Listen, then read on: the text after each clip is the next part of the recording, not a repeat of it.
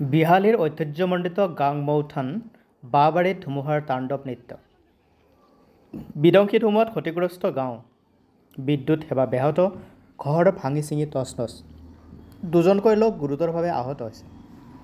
বিহালী বিধানসভা সমষ্টিৰ অন্তৰ্গত গাংমৌথান বাঁহবাৰী গাঁৱত পুৱা ভাগত অহা এজাক প্ৰচণ্ড ধুমুহাই গাংমৌথান অঞ্চলৰ বাঁহবাৰীৰ লগতে দাঁতি কাষৰীয়া অঞ্চলসমূহত বিস্তৰ ক্ষতিসাধন কৰে। বিধ্বংসী ধুমুহাৰ ফলত অঞ্চলটোৰ কেইবাগৰাকী লোকৰ ঘৰ টিনপাত উৰুৱাই লৈ যোৱাৰ উপৰিও প্ৰকাণ্ড গছ ভাঙি কেইবাটাও ঘৰ বিস্তৰ ক্ষতিসাধন কৰে। ইফালে সেই সময়ত অঞ্চলটোৰ চিত্ৰলেখা দাস নামৰ মহিলাগৰাকীয়ে নিজা ব্ৰইলাৰ ফাৰ্মত কাম কৰি থকা অৱস্থাতে ব্ৰইলাৰ ফাৰ্মখন ভাঙি পৰাত মহিলাগৰাকীৰ গুৰুতৰভাৱে আহত হয়।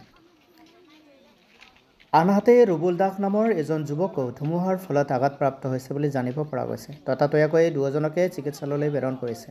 ইতিমধ্যে ঘটনাস্থলীত সাংসদ ৰঞ্জিত দত্ত, সমজিলা আয়ুক্ত ধ্ৰুৱজ্যোতি দাস, চক্ৰ বিষয়াকে ধৰি প্ৰশাসনৰ লোক উপস্থিত হৈ ঘটনাৰ বুজ লয়।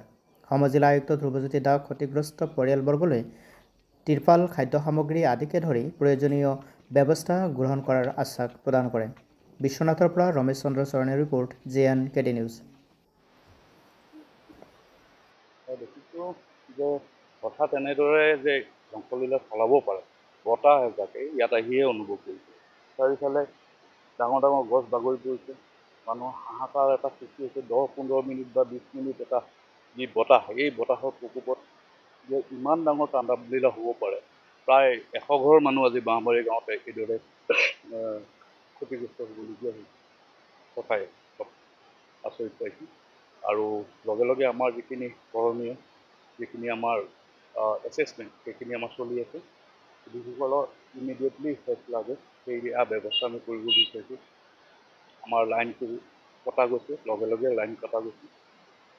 আৰু ইয়াৰ ৰিপেয়াৰিঙৰ কাৰণে অলৰেডি মই এপ্ৰ'চ কৰিছোঁ। তেখেতে কৈছে আজি সন্ধিয়াৰ ভিতৰত যদি পৰা যায় সেইটো ৰিপেয়াৰিং কৰিবৰ বাবে, কাৰণ কেইবাটাও পুল উঘালিছিল আৰু তাৰ উপৰিও কাৰেণ্টৰ তাঁৰবোৰ এইদৰে পৰিল। তাৰ উপৰিও আমাৰ যিখিনি ইভেন কলৰ পাৰ, কুঁৱা পাৰ, দমকল সেইবোৰ ভাঙিলে। এনেকুৱা দেখিছোঁ আজি কালী মন্দিৰটো গোটেইটো কেঞ্চি বাটাম পৰ্যন্ত খহি গৈছে।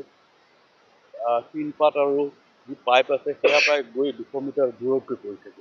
এইবোৰে এনেকুৱাকৈ এটা চিম্বল কঢ়িয়ায় যে বতাহটোৰ স্পীড কিমান আছে। সৌভাগ্যক্ৰমে কোনো প্ৰাণ হানি হোৱা নাই যদিও 2-3গৰাকী যি ব্যক্তি আছে তেওঁলোকে অলপ ইনজিউৰ হৈছে আৰু প্ৰাথমিক চিকিৎসা অলৰেডি দিয়া হৈছে। তো ইয়াত পানীৰ যি প্ৰব্লেম আছে, আজি এই ধুমুহাৰ লগে লগে যিটো পানীৰ প্ৰব্লেম হয়, সেইমতে আমি যাতে ইমিডিয়েটলি পানীখিনি পায় সেয়া ব্যৱস্থা কৰিছোঁ। আমাৰ PHC পানী আহি আছে, SDO কৈছোঁ, তেখেতে পানী লৈ আহি আছে। আৰু বাকী আমাৰ যিখিনি পাকঘৰ বা যিখিনি অন্যান্য ঠাই যিখিনিত ইমিডিয়েটলি মানুহ নগ'লে খোৱা বোৱাটো সম্ভৱপৰ নহয়, সেইখিনি ঠাইত যাতে তিৰপালৰ অলপ ব্যৱস্থা কৰিব পাৰি সেইটো মই চাকৰি বিভাগ জানিছোঁ। তাৎক্ষণিক ব্যৱস্থা সেইটোৱে, অকণমান তিৰপাল আমি আনি প্ৰাথমিকভাৱে থকা দিয়া ব্যৱস্থা কৰিছোঁ। তিৰপাল বৰ্তমান আনি থকা বুলি মোক জনাইছে। আৰু বাকী যিখিনি এছেছমেণ্ট আছে চৰকাৰী ঘৰৰ যিটো ব্যৱস্থা সেইমতে নিশ্চয়। অলপ আগতে কিছু সময় আগতে যি বতাহ বৰষুণ আহিলে বিস্তৰ ক্ষতিসাধন হৈছে, কেনেধৰণৰ ক্ষয়ক্ষতি হৈছে কিছু? এতিয়া আমি কি বুলি ক'ম, আমি জন্মৰ পৰা এনেকুৱা ধৰণৰ ক্ষয় ক্ষতি দেখা পোৱা নাছিলোঁ। বিশেষতঃ আজি 60 বছৰ হ'বৰ হ'ল এই বাঁহবাৰী গাঁৱত কোনো ধৰণৰ তেনেকুৱা ধুমুহাই আক্ৰমণ কৰা নাছিল। কিন্তু এতিয়া পুৱতি 6 বজাত আমাৰ গোটেই বাঁহবাৰী গাঁৱত প্ৰত্যেকৰ ঘৰতে ক্ষয় ক্ষতি হ'ল, বিস্তৰ ক্ষতি হৈছে আৰু পথ অৱৰোধ হৈছে আৰু গছ গছনি ভাঙি ঘুগুলা হ'ল। আৰু এঘৰটো বৰ বিশেষভাৱে মোৰ নিজৰে খুৰাৰ ল'ৰা, তেওঁৰ বাঁহ এজোপা পৰি আছে এতিয়াও বৰ্তমানলৈকে, আৰু এনেকুৱা ধৰণৰ ক্ষতি আমি দেখা পোৱাই নাই। এতিয়া বৰ্তমান বহুত পথ অৱৰোধ, এতিয়া মানে যান বাহন চলাটো অসুবিধা, আৰু বিশেষকৈ আমাৰ স্থানীয় ৰাইজৰ ক্ষতিৰ সীমা নোহোৱা হৈছে। কিমানমান সময়ত আহিছিলে বতাহ ধুমুহা? এইটো বতাহ ধুমুহা মুঠতে 7:30মান বজাৰ পৰা আৰম্ভ হৈছে আৰু মোটামুটি 1 ঘণ্টামান আছিলে বতাহ, আৰু 1 ঘণ্টাৰ ভিতৰতে সম্পূৰ্ণ বিধ্বংসী ৰূপ লৈ পেলাই আমাৰ গোটেই গাঁওখনেই ধ্বংস কৰি গুচি গ'ল। যিটো ৰাস্তা বন্ধ হৈ আছে ৰাস্তাখিনি মুকলি কৰাৰ ক্ষেত্ৰত কেনেধৰণৰ ব্যৱস্থা কৰিছে? নাই, এতিয়া ৰাস্তাটো পথটো অৱৰোধেই হ'ল। পথৰ কাৰণে এতিয়া আমি যি দেখিছোঁ ঠায়ে ঠায়ে গোটেই গছ গছনি পৰি পেলাই কাৰেণ্টৰ বিজুলীৰ কোনো ধৰণৰ সংযোগ নহ'বই আজি এসপ্তাহমানলৈকে ধৰক।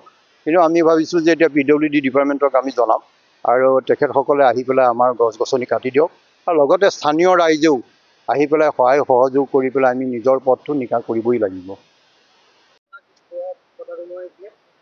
তাৰ ফলত বাঁহবাৰী অঞ্চলত প্ৰতি ঘৰ লোকৰে ক্ষয় ক্ষতি হৈছে আৰু দুগৰাকীকৈ যিহেতু ব্যক্তি ইতিমধ্যে হস্পিটেললৈ তেওঁলোকে হয়, মানে আমাৰ দাঁতি কাষৰীয়া যিখিনি অঞ্চল ক'তো ধুমুহা নোহোৱাকৈ অকল মানে বাঁহবাৰী গাঁৱত এনেকুৱা ধুমুহা মোৰ আজি 44 বছৰ হৈ গ'ল নেচাৰেল ডিজাষ্টাৰ হিচাপে প্ৰকৃতিৰ তাণ্ডৱ এনেকুৱা কেতিয়াও দেখা নাই। ইমানেই সাংঘাতিককৈ ক্ষতি হৈছে। প্ৰত্যেকৰ ঘৰতেই প্ৰায় 100%কৈ ক্ষতি হৈছে।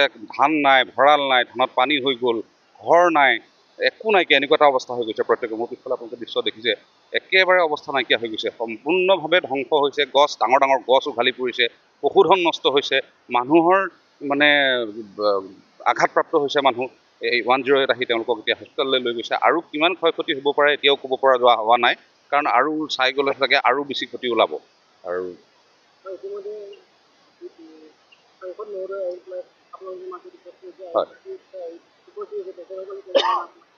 আমি তাৎক্ষণিকভাৱে আমাৰ সাংসদ মহোদয়ক আমি খবৰ দিছোঁ। তেখেত লগে লগে আহিছে আমাৰ ওচৰলৈ আৰু লগতে আমাৰ চাৰ্কল অফিচাৰ তেখেতো আমাৰ ওচৰলৈ আহিলে এতিয়ালৈকে। আৰু এটা ৰেস্কিউ টিম আমালৈ ইয়ালৈ পঠাইছে তেওঁলোকে আৰু ৰিলিফ লৈ পেলাই মানুহো আহি আছে। আৰু পৰৱৰ্তী সময়ত আমি আশা ৰাখিছোঁ যে আমি প্ৰশাসনৰ তৰফৰ পৰা বা আমাৰ চৰকাৰৰ তৰফৰ পৰা আমাক অকণমান দয়া চকুৰে চাবৰ কাৰণে অনুৰোধ জনাইছোঁ। কাৰণ বৰ আৰ্থিকভাৱে পিছপৰা এটা অঞ্চল। ইয়াত প্ৰত্যেকৰে মানে এতিয়া ৰাতিলৈ থাকিবলৈও ঘৰ নাইকিয়া। ৰাতিলৈ যদি বৰষুণ আহে সকলো তিতি থাকিব, পিন্ধিবলৈ কাপোৰ নাই, সম্পূৰ্ণ তিতি গ'ল। গতিকে এইখিনি সময়ত অকণমান দয়াৰ চকুৰে চাই আমাৰ প্ৰতি কৃপা কৰিবলৈ সকলোকে অনুৰোধ জনাইছোঁ।